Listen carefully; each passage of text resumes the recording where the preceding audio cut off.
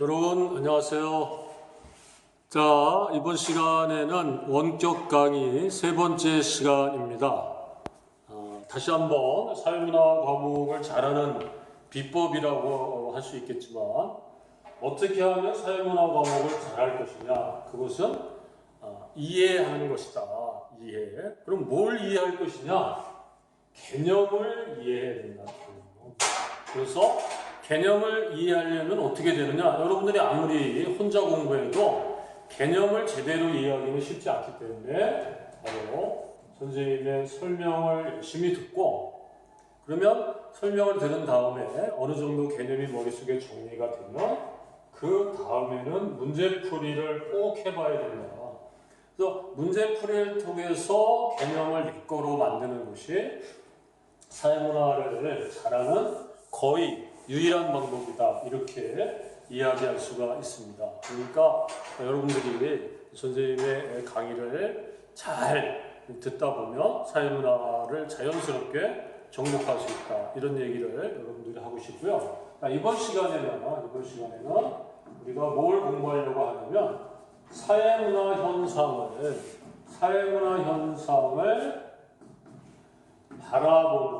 바라보는 관점에 대해서 공부를 하려고 합니다. 사회문화 현상을 바라보는 관점. 말 그대로 어떠한 시각에서 사회문화 현상을 바라볼 거냐. 이게 이제 볼관자거든요. 한문으로 정확하게는 정자로 쓰면 이렇게 쓰는데, 이게 약자로 이제 이렇게 쓰는 거죠. 영어로 말하면 말 그대로 point of view 이렇게 되겠죠. 그래서 내가 어떤 시각에서 우리 주변의 사회문화 현상을 바라볼 거냐, 이런 얘기입니다. 그러면 사회문화 현상을 바라보는 관점은 크게 두 가지가 있겠죠. 하나는 뭐냐면 거시적인 관점이 있을 것이고, 또 하나는 미시적인 관점이 있을 겁니다.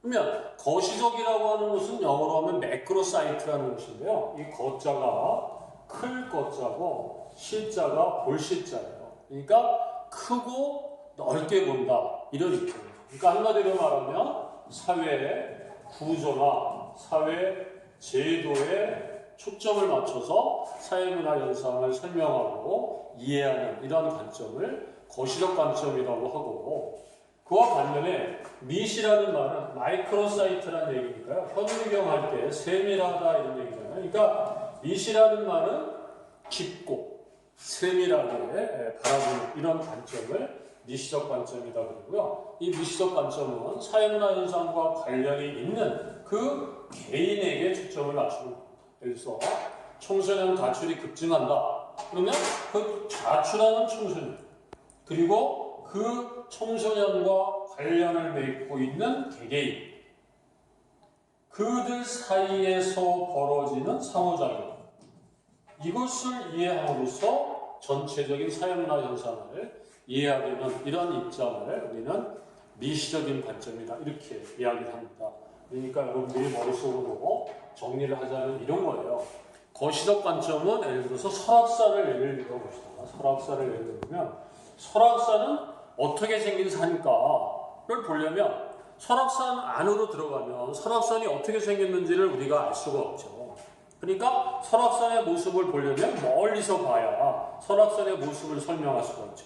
이러한 것을 거시적인 관점이다, 이렇게 말하는 것이고, 설악산 안에 무슨 종류의 나무가 몇 그루가 있고 다람쥐는 몇 마리가 살고 동식물들은 어떻게 분포되어 있는가를 알려면 설악산 안으로 들어가 봐야 되는 것이죠.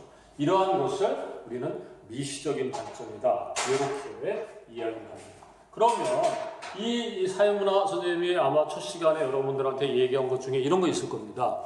사회문화는 한 100 또는 이 150가지 정도의 중요 개념만 제대로 이해하고 있으면 여러분들이 문제 푸는데 전혀 지장이 없다 그러는데, 그 많고 많은 개념 중에서 가장 중요한 거 한 서너 개를 고르라 그러면 바로 여기 오늘 공부하는 이 파트가 되겠습니다. 그래서 이 거시적인 관점에서 사회문화 현상을 설명하는 이론이 있고, 미시적인 관점에서 사회문화 현상을 설명하는 이론이 있거든요. 그거를 바로 우리가 이번 시간에 공부를 하려고 한다. 그래서 관점에는 거시적인 관점이 있고 미시적인 관점이 있는데, 이 거시적인 관점은 사회 구조나 사회 제도에 초점을 맞춰서 사회문화 현상을 설명하는 것이고, 이것은 개인에게 초점을 맞추는 것이다. 이렇게 이해하시면 되겠고요. 이 거시적인 관점에서 사회문화 현상을 설명하는 이론에 두 가지가 있는 거예요. 그것이 하나가 기능론이라는 이론이고, 또 하나는 갈등론이라는 이론입니다. 그리고 이 미시적인 관점에서 사회문화 현상을 설명하는 이론을 상징적 상호작용론이다. 이렇게 얘기합니다. 우리가 사회문화를 공부하는 사람들이 많이 들어본 말 중에 하나가 기갈상이라는 말이거든요. 기갈상 할 때 그 기갈상은 바로 기능론과 갈등론과 상징적 상호작용을 말하는 것이고, 이것이 수능에 출제될 확률은 100% 이상이에요. 한 6, 7년 동안 사회문화의 실제로 실무 문제 중에서 이 기갈상에 관한 문제는 최소한 2문제 내지 4문제가 출제가 되고 있기 때문에, 여러분들이 기갈상이라고 하는 이 3가지 이론만 제대로 이해해도 우리가 최소한 2-3문제는 맞추고 들어갈 수 있다. 그리고 저번 시간에 다루었던 수능도 출제 100% 개념이 사회문화 현상과 자연현상을 비교하는 거였잖아요. 그것도 여러분들이 머릿속에 기억하고 있으면 다 맞출 수가 있는 거죠. 그러니까 실제로 보면 사회문화 현상은 기출문제의 결국은 반복에 불과한 것일지도 모르겠어요. 그렇기 때문에 그 어느 과목보다도 설명을 잘 들으면 되겠고요. 그러면 이번 시간부터 2시간에 걸쳐서 기능론과 갈등론, 그리고 상징적 상호작용론에 대해서 자세하게 알아보도록 하겠습니다. 그런데 이 기능론과 갈등론이라는 이 이론을 비교하는 문제가 어떤 자료가 제시가 될 수도 있고요. 제시문이 제시가 될 수 있고 도표가 주어질 수도 있는데, 구별하려면 이 사람들은 이러한 관점에서 사회문화 현상을 바라보고 있네 라고 할 때, 그래서 선생님이 그 이론을 비교할 때 3가지 기준을 찾아냈어요. 그것은 하나가 뭐냐면 법에 대해서 뭐라고 얘기하느냐, 법에 대해서. 그 다음에 또 하나는 교육에 대해서 기능론과 갈등론은 서로 뭐라고 얘기하는가. 당연히 얘기하는 게 다르겠죠. 3번째는 불평등 현상에 대해서. 불평등 현상에 대해서 기능론과 갈등론이 얘기하는 게 다르다. 그것을 여러분들이 머릿속으로 잘 기억하고 있다면 그 어떤 문제가 나와도 기능론과 갈등론에 관해서는 당연히 맞을 수밖에 없다. 틀릴 수가 없다. 이렇게 이야기를 하겠습니다. 그럼 먼저 이 3가지 기준 중에서 법에 대해서 기능론자들은 뭐라고 얘기하고 갈등론자들은 또 뭐라고 얘기하는지에 대해서 공부를 하도록 하겠습니다. 기능론자들이 생각할 때 법이라고 하는 것은 사회 구성원들이 합의하는 것이다. 이런 얘기. 이게 제일 중요한 말이죠. 구성원 간의 합의다. 지키기로 약속을 하는 것이다. 하는 겁니다. 그러니까 누구는 유리하고 누구는 불리한 게 아니라 우리 사회에 정의가 실현되고 사회 질서가 유지되려면 법이 제 기능을 다한다면, 나쁜 놈은 당연히 나쁜 짓을 하면 법의 이름으로 처벌을 받을 것이고, 좋은 일을 하고 우리 사회에 기여를 한다면 또 법의 이름으로 보장을 받을 수 있으니까 법이야말로 우리 사회의 정의와 질서를 유지시켜주는 아주 중요한 수단이고, 더 중요한 것은 그 구성원들이 지키기로 약속한 것이 법이다. 이런 뜻입니다. 예를 들어서 도로교통법 같은 걸 얘기하면 우리가 빨간불이 들어오면 서고 파란불이 들어오면 가라. 어디에서 어디까지는 60km 이상을 달리면 안 되고 어디에서 어디까지는 시속 100km를 넘으면 안 된다 라고 사람들은 지켰다는 거예요. 지키기로 약속을 했다는 거예요. 그런데 갈등론자들이 생각하는 법은 그렇지 않다는 거죠. 법은 지배 집단의 기득권 옹호 수단에 불과하다. 이런 논리를 펼치는 겁니다. 한마디로 말해서 갈등론자들이 생각할 때 법은 만인에게 평등하지도 않고 만인에게 공정하지도 않다 하는 것이 이 기능론자와 달리 갈등론자들의 주장이에요.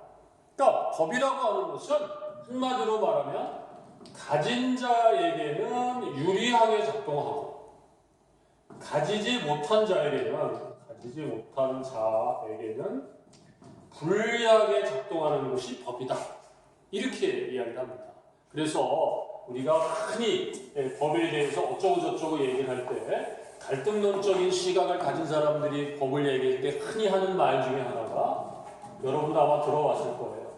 유전무죄니 무전유죄니 이런 말들을 아마 들어봤을 겁니다. 그러니까 이 전자가 돈전자니까 돈이 있으면 이런 얘기죠. 유전.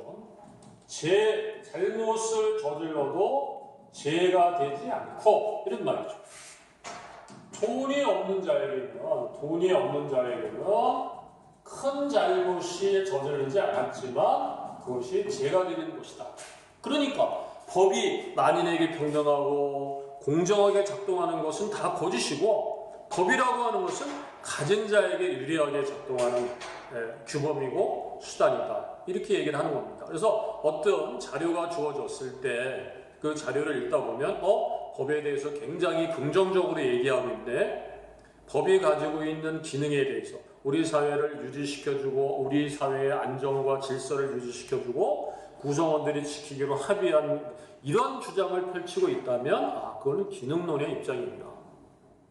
법은 우리가 희소가치의 배분을 둘러싸고 가진 자와 가지지 못한 자로 나눠질 수밖에 없는데 그 중에서 가진 자에게만 유리하게 작동하는 것이 법이다. 이렇게 말을 한다면 그것은 아마 저거는 갈등론자의 시각이구나. 이렇게 여러분들이 이해를 하시면 되겠습니다. 자, 다시 한번 얘기합니다. 법은 만인에게 공정하다. 기능론. 그렇지 않다. 법은 가진 자에게만 유리하다. 갈등론.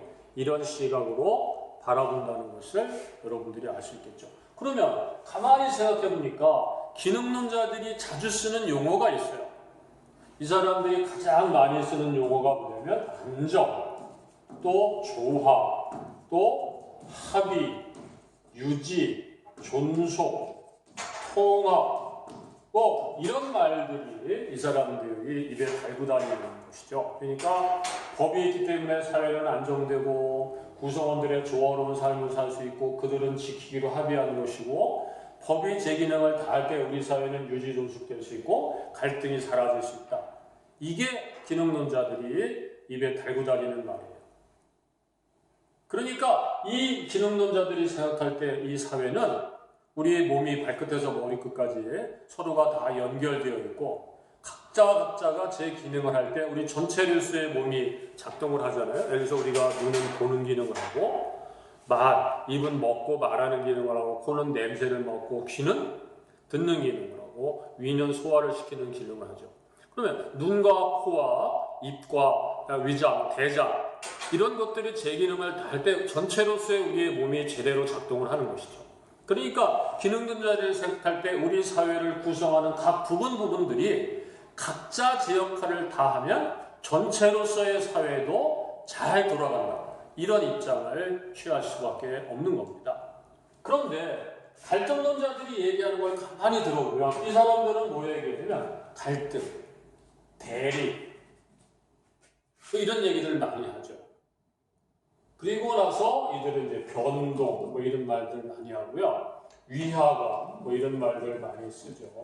그러니까 결국은 이 사회는 돈이라든가 권력이라든가 명예라든가 지위라든가 이런 희소가치의 배분을 둘러싸고 가진 자와 가지지 못한 자에게 서로가 더 달라 못 주겠다, 내가 더 받겠다 싸우는 으르렁거리는 갈등과 대립의 장이 우리 사회라는 것이고 일방적으로 누군가는 지배하고 지시하고 누군가는 복종하고 이런 게 이 사회라는 것이죠.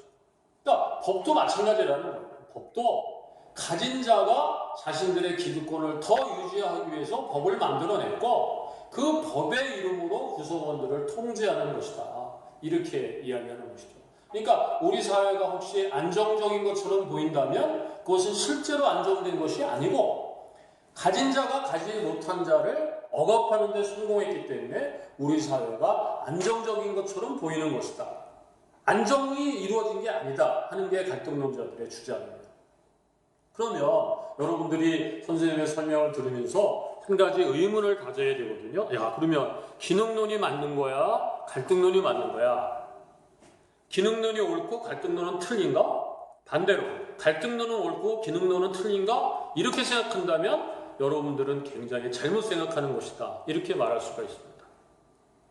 기능론이 옳고 갈등론이 그르고 또는 반대로 갈등론이 옳고 기능론이 그르고 이것을 배우는 것이 사회문화라는 과목은 아니고 기능론에서는 사회문화 현상을 이런 시각에서 바라보고 갈등론에서는 사회문화 현상을 저런 시각에서 바라본다. 어떻게 바라보느냐의 문제지 그것이 옳고 그름의 문제가 아니라는 것을 여러분들이 이해했다면 사회문화 현상을 제대로 공부하고 있는 겁니다. 그러니까 한마디로 말하면 여러분이 생각할 때 우리 사회는 구조적으로 참 합리적이고 공정하게 돌아가는 사회다. 내가 볼 때는 노력하면 성공할 수 있는 사회다 라고 여러분들이 생각한다면 여러분들은 기능론의 시각에서 사회문화 현상을 바라보고 있는 것이고 그렇지 않다. 우리 사회는 너무나 불공정하고 너무나 불평등하고 금수저에게는 정말 좋은 살만한 세상이지만 흑수저에게는 헬조선이다. 이 사회는 뒤집어지고 바뀌어야 된다. 이렇게 여러분이 생각을 하고 있다면 여러분은 갈등론적인 시각에서 사회문화 현상을 바라보는 것이다. 옳고 그름의 문제가 아니라 관점의 문제다. 우리가 이번 시간부터 공부하는 것은 바로 그러한 사회문화 현상을 바라보는 관점에 대해서 공부를 하는 겁니다. 그러면 이제 다음 시간에는 교육에 대해서 뭐라고 얘기하는지 그리고 우리 사회에서 일어난 수많은 불평등에 대해서 기능론과 갈등론자들은 뭐라고 얘기하는지에 대해서 공부를 하고요. 그 다음에 상징적 상호작용론에서는 또 어떻게 사회문화 현상을 설명하는지에 대해서 공부하도록 하겠습니다.